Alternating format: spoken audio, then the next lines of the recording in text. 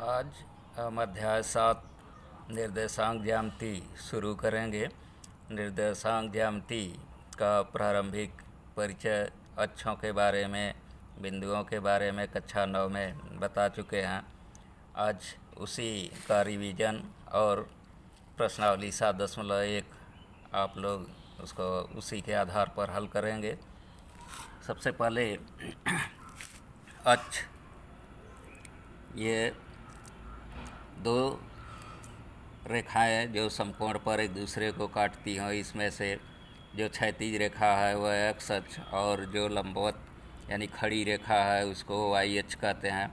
ये जहाँ काटती हैं वह मूल बिंदु के दाहिने धन एक्स अक्ष, बाएँ ऋण एक्स अक्ष, उसके ऊपर धन वाई अक्ष और नीचे ऋण वाई अक्ष होता है।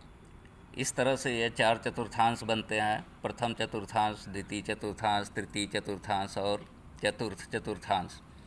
हम जानते हैं कि किसी बिंदु P के निर्देशांक को हम इस तरह से A कामा B ब्रैकेट में इस तरह से लिखते हैं PAB। इसमें A को भुज और B को कोटि कहते हैं। उनके चिन्ह भुज और कोटि के जिस तरह से होते हैं उसी तरह से वह उस चतुर्थांश में स्थित होते हैं। जैसे अगर दोनों प्लस हैं तो प्रथम चतुर्थांश में, अगर भुज ऋण है और कोटि धन है तो द्वितीय चतुर्थांश में, दोनों ऋण हैं तो तृतीय चतुर्थांश में, और अगर भुज धन है और कोटि ऋण है तो चतुर्थ चतुर्थांश में। जैसे एक उदाहरण के लिए, अगर 3 2 दोनों धन है तो ये बिंदु है 3 2 जो प्रथम चतुर्थांश में है। इसको इस तरह से दिखाएंगे कि एक्स अक्ष पर यानी जो भुज है एक्स अक्ष पर 3 मात्रक दूरी चलेंगे और कोटि यानी वाई अक्ष पर चलेंगे। जहाँ दोनों मिलेंगे वही उस बिंदु का निर्देशांक हम निर्धारित करेंगे। अब इसके बाद और कुछ जानकारी, जैसे मूल बिंदु है, मूल बिंदु का निर्देशांक 0 0 होता है। और अगर कोई बिंदु एक्स अक्ष पर स्थित है, जैसे यहाँ पर स्थित हो, तो उसका निर्देशांक 3 0 हो जाएगा। और अगर इधर है जैसे यहाँ पर हो तो -4 0 हो जाएगा, अर्थात उसकी कोटि 0 होगी। अर्थात उस बिंदु का निर्देशांक हम इस तरह से A0 के रूप में लिखेंगे। ये कुछ भी हो सकता है, प्लस माइनस। इसी तरह से वाई अक्ष पर अगर कोई बिंदु स्थित है इस पे, तो उसका भुज 0 होगा, यानी उसका निर्देशांक हम 0B के रूप में लिखेंगे। 0 4, 0 5, 0 -3, 0 -8, ये सब वाई अक्ष पर स्थित होंगे। अब प्रश्नावली 7.1 का हम सवाल नंबर 3 और बाकी सब आसान, यह 3 को देखें।